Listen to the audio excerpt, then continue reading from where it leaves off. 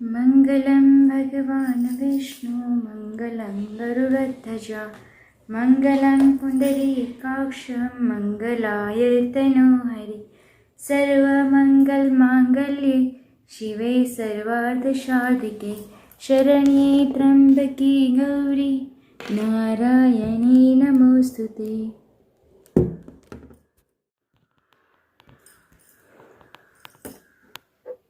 नमस्ते तु महामाय श्रीपीठे सुरपूजिते शङ्खचक्र गदाहस्ते महालक्ष्मी नमोस्तुते।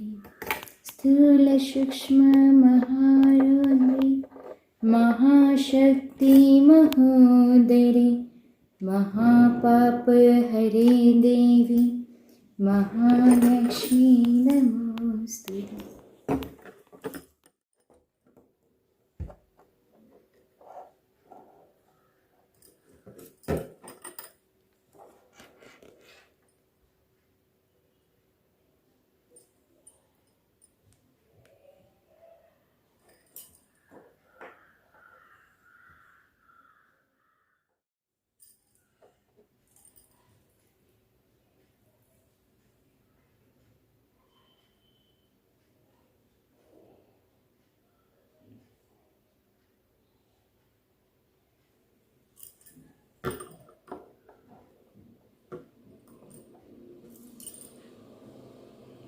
Hello all beautiful people, welcome back to my channel. मेरा नाम है सुरभि सोनेग्रा और आज का हमारा वीडियो है दिवाली के बारे में।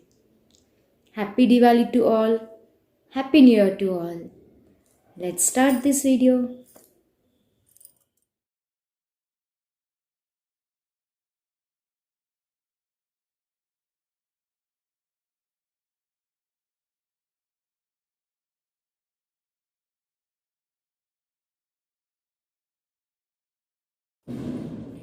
नमस्ते एवरीवन, जय Shri Krishna, happy Diwali, happy new year and welcome back to my channel. मेरा नाम है सुरभि सोनेग्रा और आप देख रहे हैं आज का व्लॉग जो है दिवाली स्पेशल के बारे में।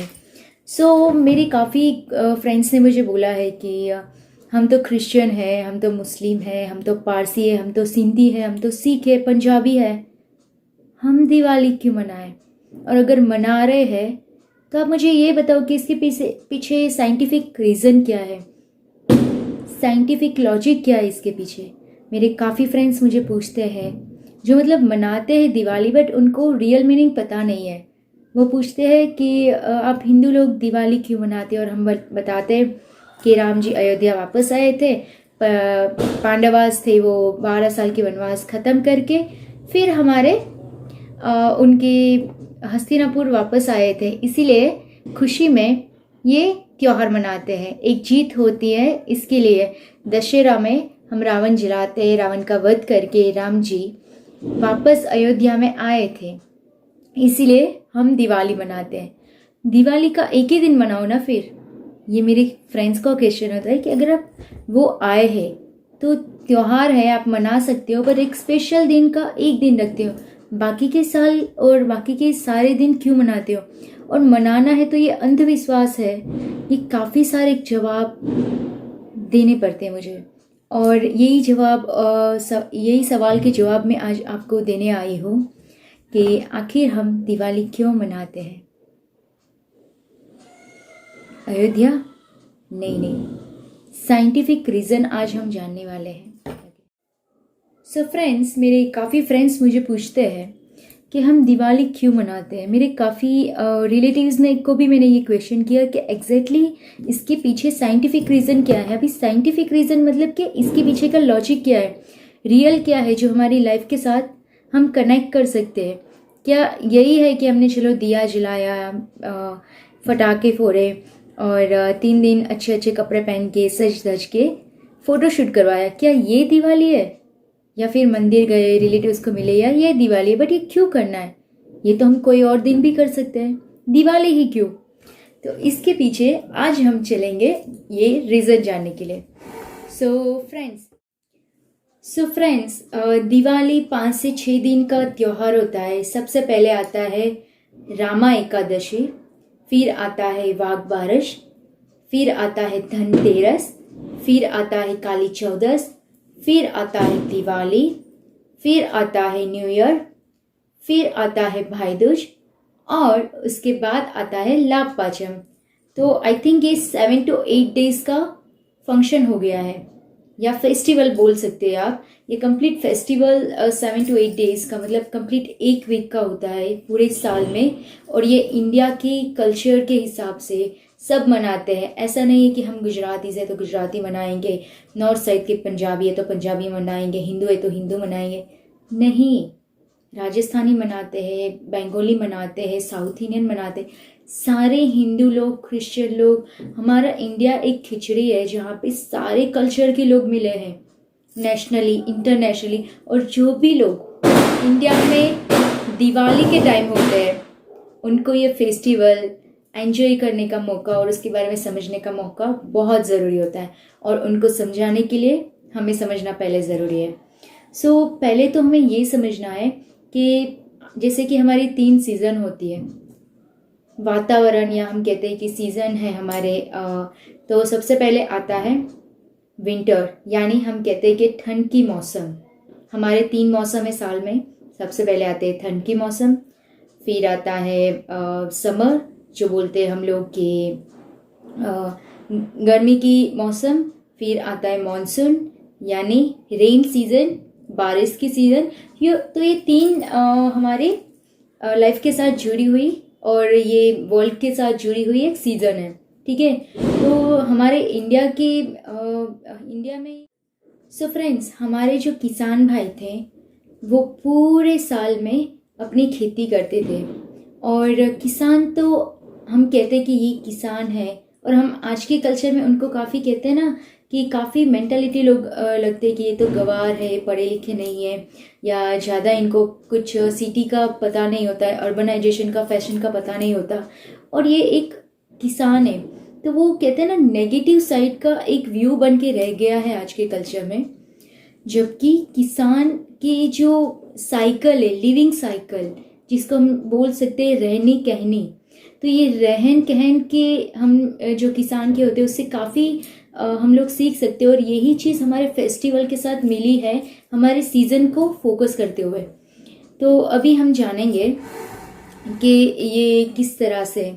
तो पहले हमारा जो इंडिया का कल्चर होता था, हर एक घर में अपने गाय भैंस पालतू जानवर होते थे, जॉइंट फैमिली होती थी, और उसमें एक इज़्ज़तदार फैमिली के जैसे वो लोग रहते थे कि बड़ों की इज़्ज़त करना, हर एक कहते ना खाना पीना, शुद्ध शाकाहारी खाना खाना, और वो भी घर का बना हुआ और घर के खेतों में उगाया हुआ। तो ये सारे जो खाद्य पदार्थ थे वो घर के खेतों में उगाए जाते थे। जो दही दूध और ये जो मिल्क प्रोडक्ट होती थी, जो दूध के प्रोडक्ट हम लोग बोल सकते हैं, तो ये सारी चीज़ हम लोग को हमारे पालतू जानवर की तरफ से आते थे। ट्रांसपोर्टेशन, जो हम लोग कह सकते हैं कि एक जगह से दूसरी जगह जाने के लिए चल के जाते थे ताकि हमारी बॉडी अच्छी रहे, या फिर हम किसी हमारे पालतू जानवर जैसे कि हाथी होते थे, घोड़ा होते थे, या फिर गधे के ऊपर हम सामान डाल के, मतलब डोंकीज़ के ऊपर सामान डाल के एक जगह से दूसरे जगह जाते थे, और हम लोग ट्रांसपोर्टेशन यूज़ करते थे। तो ये सारी चीज़ें हमारे आसपास ही हमें मिल जाती थी, और एक हेल्दी लाइफस्टाइल होता था। तो उस लाइफस्टाइल के हिसाब से हमारे 3 मौसम के हिसाब से, ठंड की ऋतु, गर्मी की ऋतु और बारिश की ऋतु के हिसाब से, हमारे किसान भाई की लाइफस्टाइल और साइकिल भी वैसे ही होती थी जैसे कि हमारी मानसून और समर और विंटर सीज़न होती थी। जैसे हमारी ठंडी गर्मी और सर्दी की, ठंडी गर्मी और बारिश की जो सीज़न है, उस तरीके से उनकी लाइफस्टाइल होती थी। अभी आइए हम ये जानते हैं कि हम एकादशी क्यों मनाते हैं, रामा एकादशी क्यों मनाते हैं। तो पहले तो आपको ये जानना ज़रूरी है कि मॉनसून के सीज़न में पूरा बारिश होता था, बारिश के सीज़न में फुल बारिश होता था, और जो गर्मी की सीज़न थी तब जो उगे हुए पेड़ पौधे होते थे, अनाज होता था, उसको काट के उसको क्लीन करके, पूरी ज़मीन को क्लीन करके उसको मतलब खेत के मतलब हल जोड़ के पूरा खेत करके उसमें बीज बोए जाते थे, ताकि बारिश आए और उसमें पानी जाए और उसको न्यूट्रिशन मिले ज़मीन को, और उसमें से छोटे छोटे दाने बाहर आए और अनाज उगे। तो ये मतलब समर में तो पूरा आपको जो उगे हुए वो अनाज को काट के ज़मीन साफ़ करना होता है। फिर मानसून में उसको रेडी करना होता है कि उसमें बीज बोने के बाद उसमें से अनाज आए। और जब विंटर की सीज़न आती थी और विंटर का सीज़न स्टार्ट होता था, तभी दिवाली स्टार्ट होती थी। वो ऐसा सीज़न था कि वो बारिश का सीज़न जाता है और विंटर यानी कि सर्दी का सीज़न वापस आता है। तो ये जो इसके बीच में हम लोग दिवाली आती है, तो इसके इस टाइम में क्या होता है कि दिन लंबा नहीं बट दिन छोटा हो जाता है और रातें लंबी हो जाते हैं। तो ये रातें लंबी होने की वजह से इवनिंग टाइम मतलब शाम भी जल्दी हो जाती थी।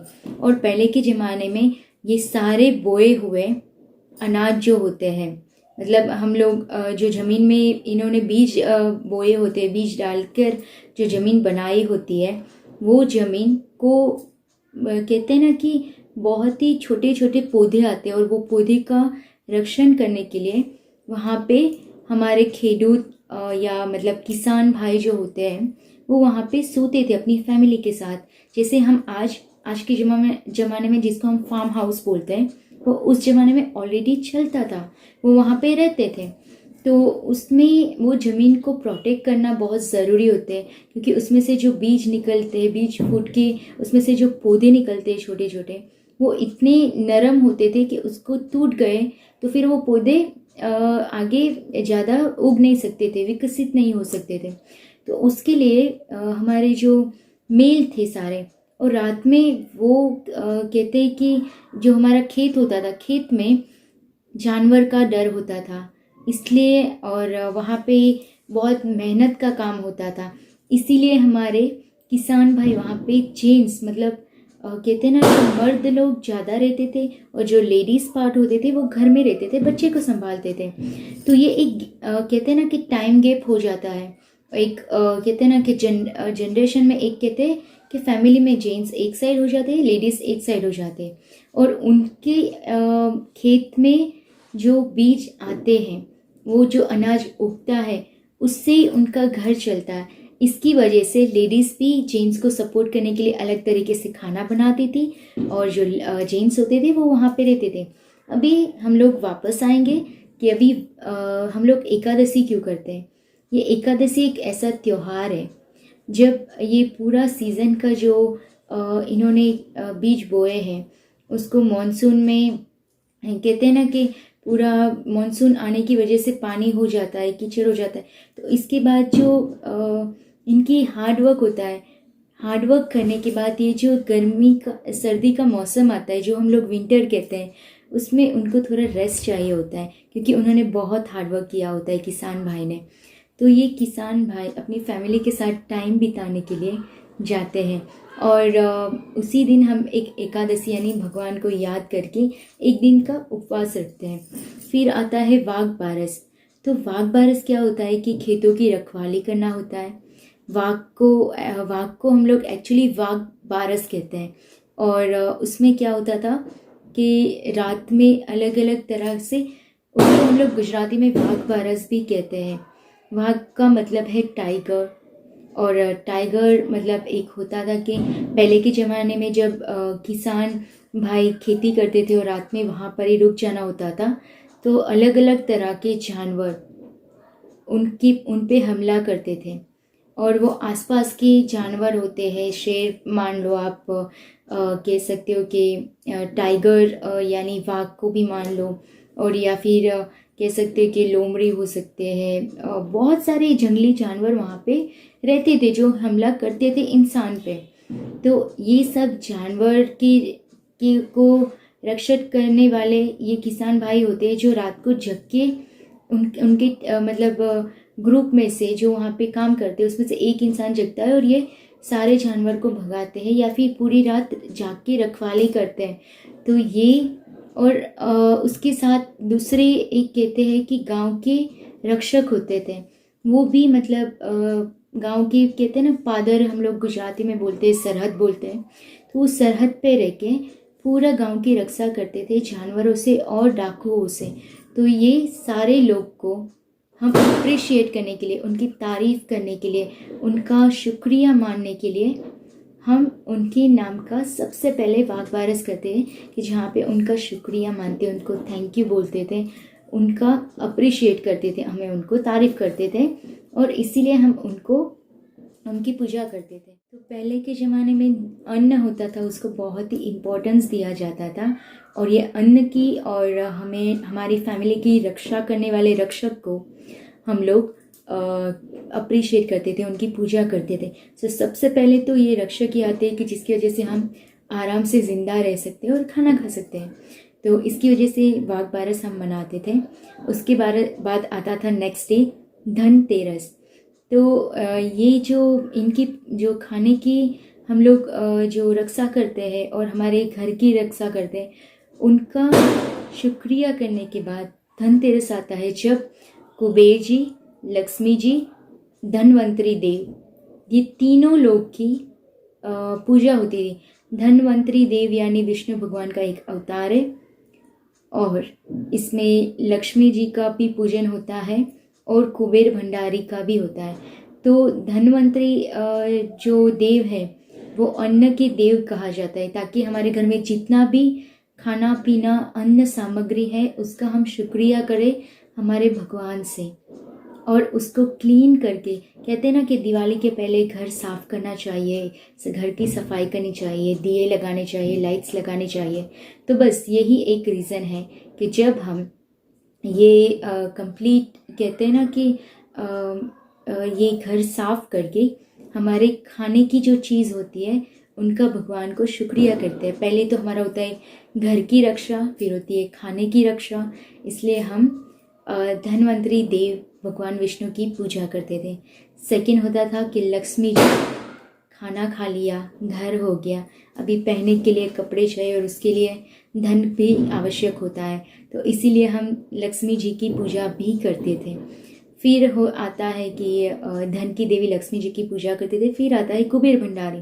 कुबेर भंडारी यानी हिसाब किताब के देवता। तो हिसाब किताब के देवता का पूजन करके हम हिसाब किताब भी करते थे।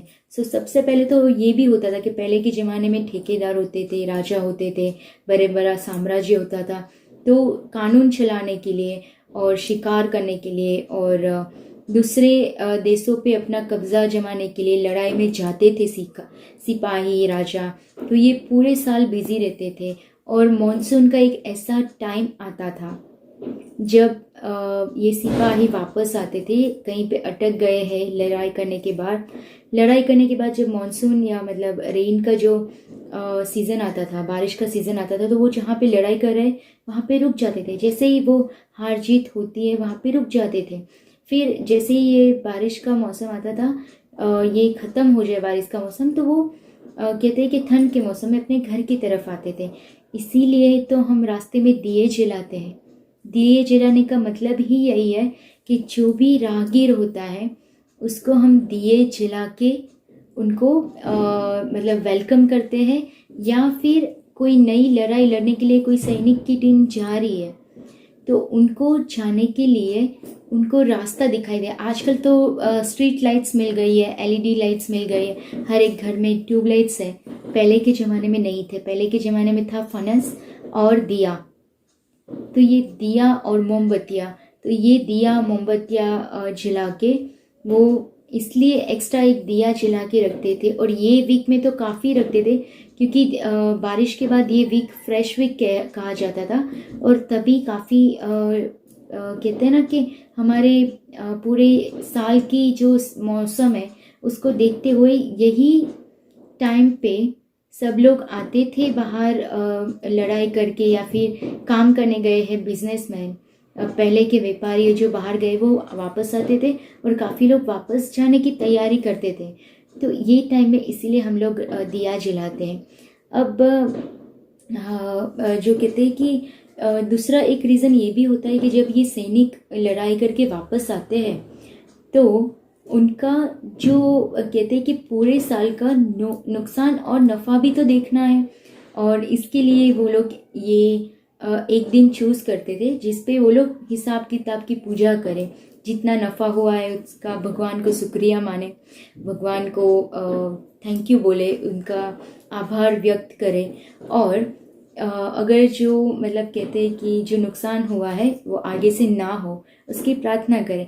इसीलिए और ये बड़ा बड़ा कारोबार होता था व्यापारियों का भी, जो पूरे साल बाहर दूसरे देश में जाके, दूसरी सिटीज़ में जाके, दूसरे गांव में जाके व्यापार करके वापस आते थे। और उनके पास जो टाइम रहता था उस टाइम में वो हिसाब किताब देखते थे। और वास्तु शास्त्र, नक्षत्र शास्त्र, एक कहते हैं ना कि ज्योतिष शास्त्र के हिसाब से ये पुष्प नक्षत्र आता है।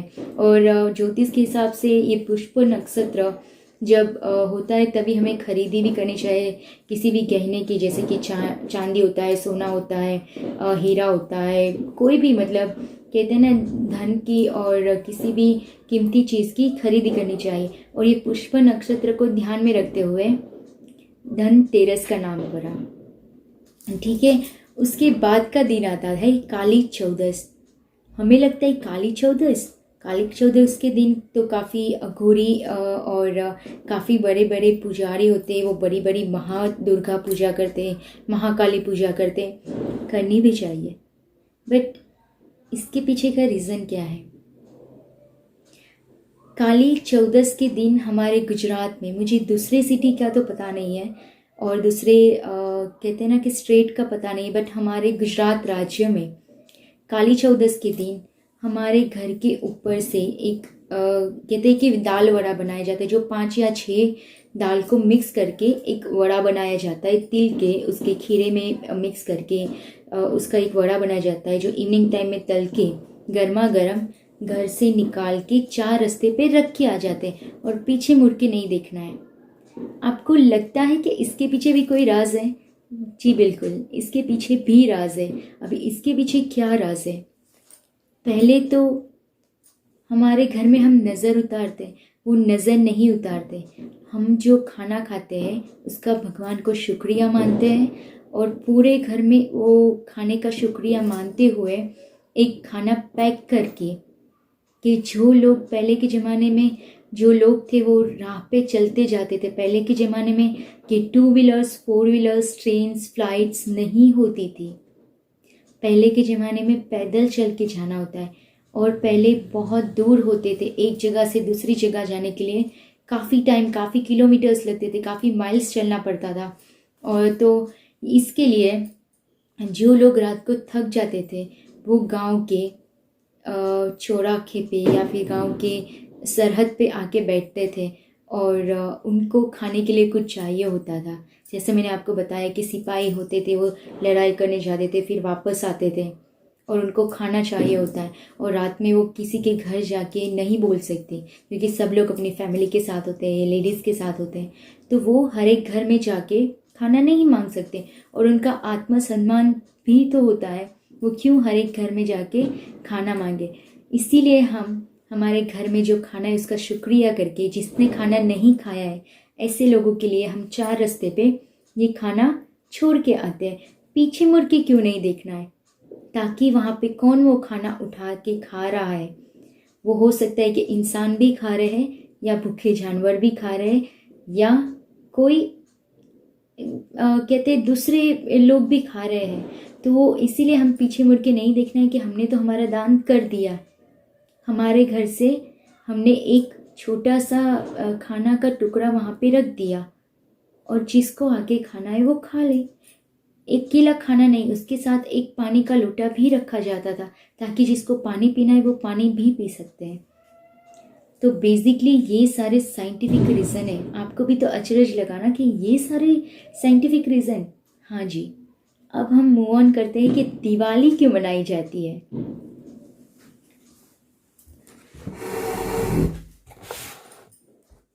तो फ्रेंड्स, दिवाली के दिन और दिवाली के फेस्टिवल के टाइम हम घी से बनी हुई नई मिठाइयाँ खाते हैं, जो किसान भाई और हमारे लाइफस्टाइल के हिसाब से हम एक हमारे अन्न की पूजा करने के बाद, हमारे देवी देवताओं की पूजा करने के बाद, किसी को हेल्प करने के बाद हमारे खुद के लिए सोचते हैं।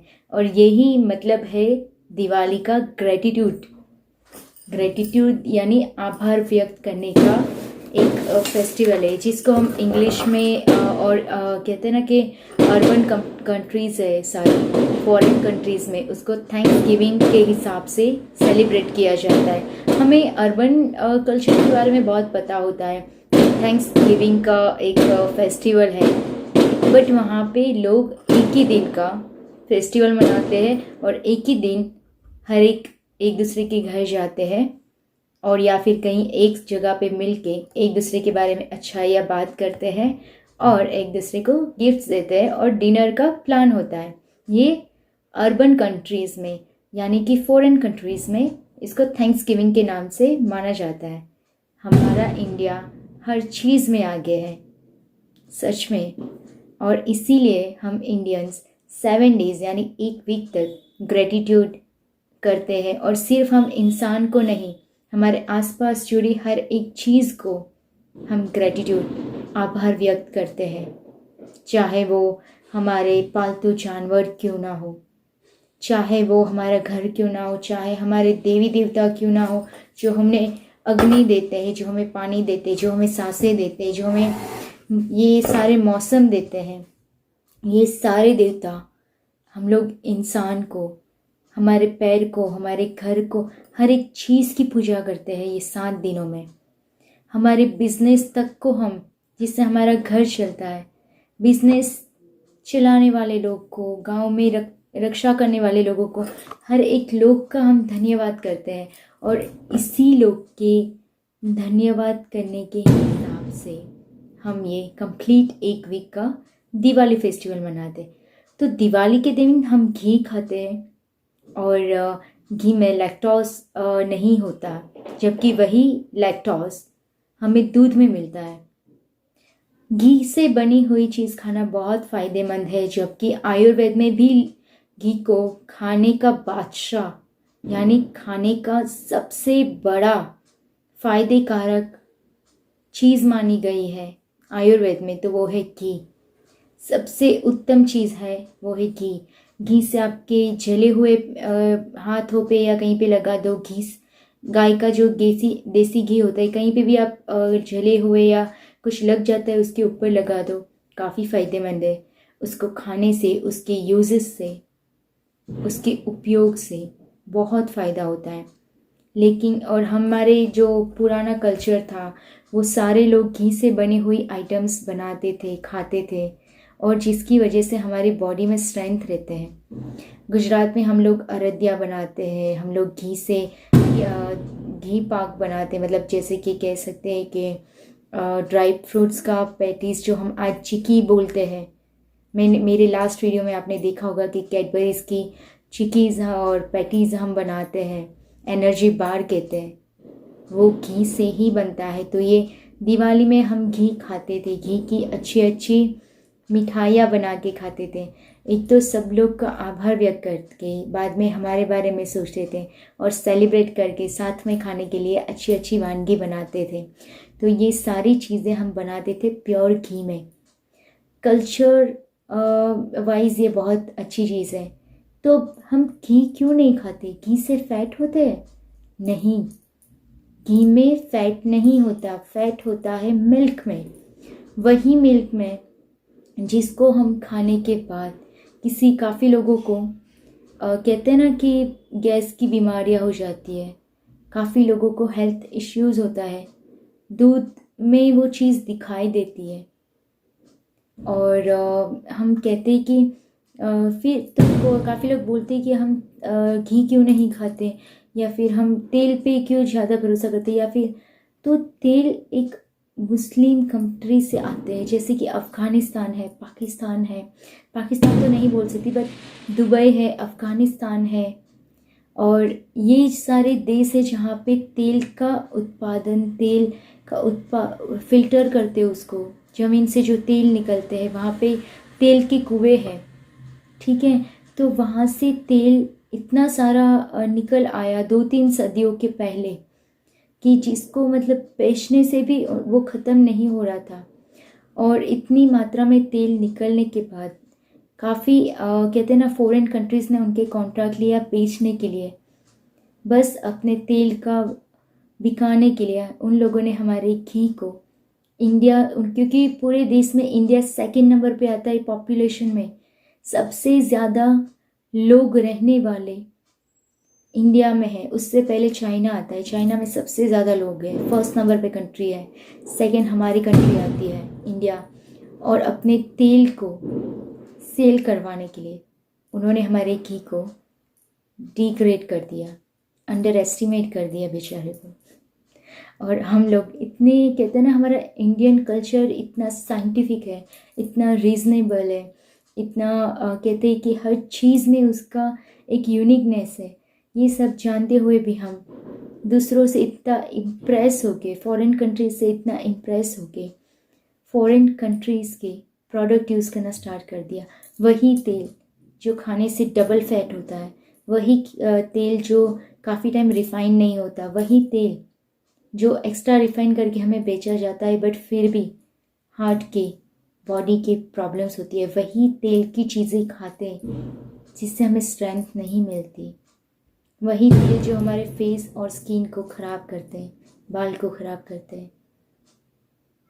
पहले के ज़माने में लोग कैस्ट्रॉल और मतलब कहते हैं कि जो तिवेल बोलते हैं हम लोग गुजराती में, वो और घी को मिक्स करके बाल में लगाते थे, चेहरे पे लगाते थे, चेहरे पे लगाने वाली चीज़ों में मिक्स करते थे, खाने में लगाते, हर जगह पे घी। और वही लोग हेल्दी होते थे। 100 साल तक हमारे पूर्वज जो होते थे, हमारे दादा परदादा थे, 100 साल तक जीते थे। मेरे खुद की दादा 70-80 ईयर्स तक जिए हैं, मेरी दादी है, मेरे नाना नानी है जो 70-80 ईयर्स के हैं, और 85 प्लस भी है। तो ये लोग की बॉडी में प्योर घी गया है। आपको लगता है हम लोग 50 साल के होंगे और हमें बीमारियां नहीं होगी? बिल्कुल होगी। तो आज हमारे कल्चर के हिसाब के घी से खाने जाने वाली आइटम्स खाइए। दूसरा होता था कि हमारे घर में हम दिया क्यों जलाए। एक रीज़न तो आपको मिल गया कि राह में चलने वाले लोगों को हेल्प हो जाए, उनको दिखाई दे। दूसरा रीज़न, दिवाली में हम 5 तरह के तेल को और घी को मिक्स करके एक दिया जलाते हैं। आपको पता है दुनिया में सबसे ज़्यादा डेंजरस चीज़ क्या है? AK-47 नहीं, किसी का मर्डर करना। उससे भी ज़्यादा खतरनाक है मस्कीटोज़। तो ये मस्कीटोज़ को भगाने के लिए पहले के ज़माने, आजकल तो आपको देखा है कि मोर्टीन आ गया है, ओडोमस आ गया, ये सारी क्रीम्स और कहते हैं ना परफ्यूम्स आ गए जिससे आप मच्छर को, और रैकेट भी, इलेक्ट्रिक रैकेट भी है जिससे आप मच्छर को भगा सकते हैं। बट पहले के ज़माने में ऐसा नहीं था, इसीलिए 5 तरह के ऑयल मिक्स करके पहले के ज़माने में एक तेल बनाया जाता था जिसको वो दिए में रखा जाता था ताकि राह पे आने जाने वाले लोग भी उससे उजाला पा सके। और दो चीज़ एक ही साथ में कर सकते, कहते हैं ना, एक तीर से 2 निशाना। सेम वाइज आते जाते लोग को रास्ता भी दिख जाए, अंधेरा भी मिट जाए। दूसरी चीज़ के मस्कीटोज़ यानी मच्छर कहते हैं हम लोग, इंसेक्ट कहते हैं, तो वो सारे कहते हैं कि मच्छरों को भगाने का एक रास्ता होता था, एक ज़रिया होता था। तो तब ये दिए में ये 5 तरह के पंच तत्व और तेल को मिक्स करके, 5 तेल को मिक्स करके, पंचामृत तेल भी कहते हैं, वो तेल को बना के दिए में रख के उसमें घी ऐड करके एक दिया जलाया जाता था जिससे ये सारे मस्कीटो चले जाते थे। और मस्कीटोज़ को भगाना बहुत ज़रूरी था क्योंकि पूरे वर्ल्ड में 110 बिलियन लोग हैं और उसमें से आधे लोग मलेरिया से मर गए हैं। शॉकिंग है ना? मेरे लिए भी शॉकिंग था जब मैंने ये बात, इन्फॉर्मेशन मुझे मिली। और इसीलिए मलेरिया और डेंगू जैसे डिसीज़ या कह सकते हैं कि हम रोग से बचने के लिए हम ये पंच दिया जला सकते हैं, और इसीलिए हम ये दिया जलाते थे। अभी दिवाली के दिन नेक्स्ट डे होता था, जो न्यू ईयर होता था, सब करके अभी हमें हमारी फैमिलीज़ एंड रिलेटिव्स की याद आती है, और एक नया साल स्टार्ट होता है जिससे नए संकल्प भी कर सकते हैं। इसकी वजह से सारे लोग न्यू ईयर मनाते थे पहले, और उसके बाद आता था भाई दूज, जिसमें हम हमारे दूर के गांव के भाई को बुलाते थे, और हमारे घर में उनका खाना होता था, जिससे एक या दो और तीन चार जनरेशन जो भी ज़िंदा है वो सारी जनरेशन अपने एक दूसरे जनरेशन को मिल जाती थी, उनके साथ खेलती थी, कूदती थी, एक दूसरे को जानते थे। आजकल हम किसी के घर पे बैठने के लिए ज़्यादा जाते नहीं, टाइम स्पेंड करते नहीं, टाइम इन्वेस्ट नहीं करते। बट पहले के ज़माने की ये जो परंपरा है वो सब पहले बहुत निभाते थे। यहाँ पे मैं बेंगलोर में रहती हूँ, और बेंगलोर में काफ़ी आपको पता है कि हमारे रिलेटिव्स के घर बहुत कम है, और हम बहुत कम रिलेटिव्स के घर में जाते हैं, वो भी साल में एक बार। और ये दिवाली या न्यू ईयर बोल सकते हो कि एक रीज़न है एक दूसरे से मिलने का। तो ये सारे फेस्टिवल्स इसी तरह से मनाते हैं। उसके बाद आता है लाभ पाचम, जिसमें हम लाभ देख के, जिसमें हम प्रॉफिट देख के इन्वेस्टमेंट करते हैं, काम की शुरुआत करते हैं, किसी जगह पे जाने के लिए ट्रैवल की शुरुआत, किसी भी चीज़ की शुरुआत करने के लिए लाभ पाचम, जिसका मतलब है उसके ग्रह के हिसाब से, उसके ज्योतिष के हिसाब से, नक्षत्र के हिसाब से उस दिन कुछ भी काम किया है तो फ़ायदेमंद होता है। इसके लिए हम लाभ पाचम मनाते थे। और उसके बाद आता था हमारा बस इतने। ये सारे फेस्टिवल मैंने आपको समझा दिए कि दिया क्यों जलाते हैं, मिठाई क्यों खाते हैं, मिठाई में काफ़ी घी होने की वजह से कि मिठाई खाते हैं, दिया क्यों जलाते हैं, घर की सफाई क्यों करते हैं, क्योंकि पूरे साल का जो कहते हैं ना कि रेनी सीजन यानी बारिश की सीज़न में, बारिश के मौसम में पूरा अनाज हमें साफ़ करके पैक करना होता है। इसके लिए पूरे घर की सफाई होती है।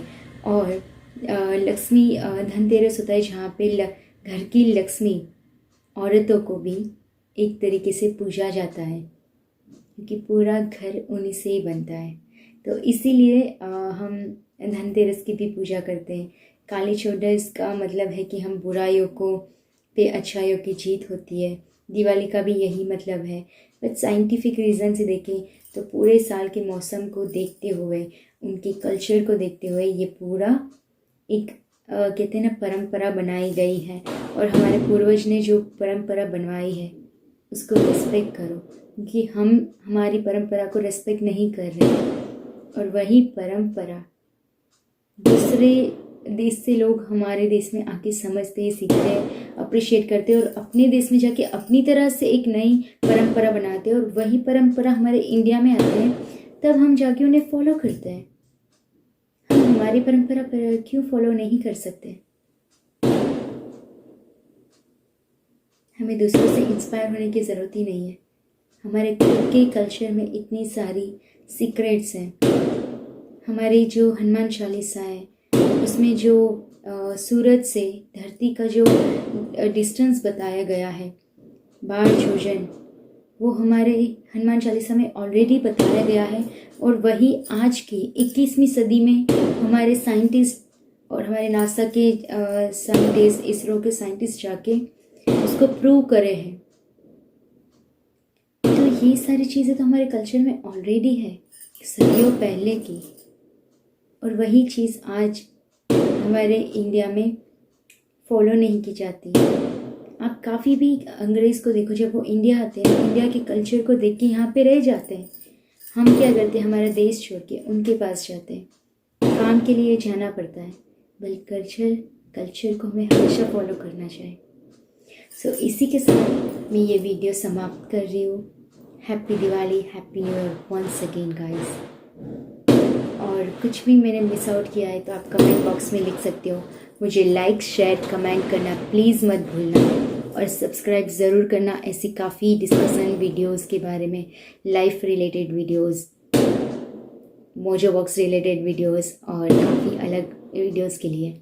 और हाँ, मेरे काफ़ी फ्रेंड्स मुझे और मेरे रिलेटिव्स ने मुझे ये पूछा है कि क्या मैं मोजो बॉक्स की को पार्टनर हूँ, क्या मैं मोजो बॉक्स का मार्केटिंग कर रही हूँ। तो एक तरीके से हाँ, मैं मोजो बॉक्स का मार्केटिंग कर रही हूँ, लेकिन मैं उसकी को पार्टनर नहीं हूँ, क्योंकि मोजो बॉक्स मुझे कोई पे नहीं करता है। मैं हर एक वीडियो फ़िलहाल तो फ्री ऑफ कॉस्ट में ही बना रही हूँ। 2021 में नवंबर तक मैंने कोई भी पेमेंट किसी भी चैनल या किसी वीडियोस के लिए नहीं लिया है। ये फ्री ऑफ कॉस्ट मैं खुद के पैसे इन्वेस्ट करके ये वीडियोस बनाती हूँ, ताकि मेरे काफ़ी फ्रेंड्स एंड रिलेटिव्स वो यूज़ कर सके, उनको पसंद आए। और ऐसे वीडियोस के लिए मेरे साथ ट्यून रहे, मुझे सब्सक्राइब कीजिए। और अगर मुझे कोई पेड अप कोई वीडियोस बनाना है या फिर मुझे कोई पेमेंट मिल रहा है, मैं डेफिनेटली उसका भी वीडियो बना के आपको बताऊँगी। फ़िलहाल के लिए happy new year guys, God bless you, stay tune and happy Diwali, happy new year, God bless and stay blasting and I wish you all good luck and all your wishes comes true. Diwali is a gratitude cultural festival, one of the most unique and favorite festival of mine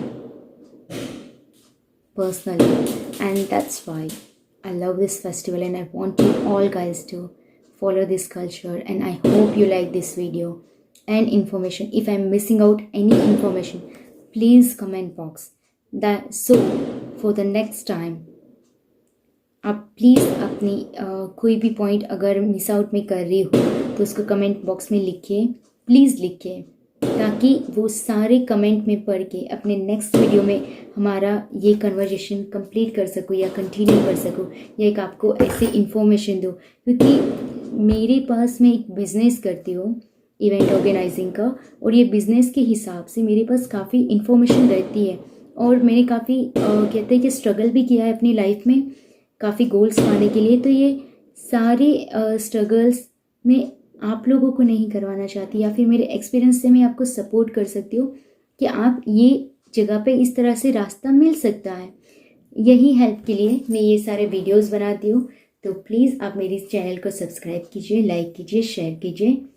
मैं Surabhi Sonigra, thank you, see you in a next video and जय श्री कृष्णा।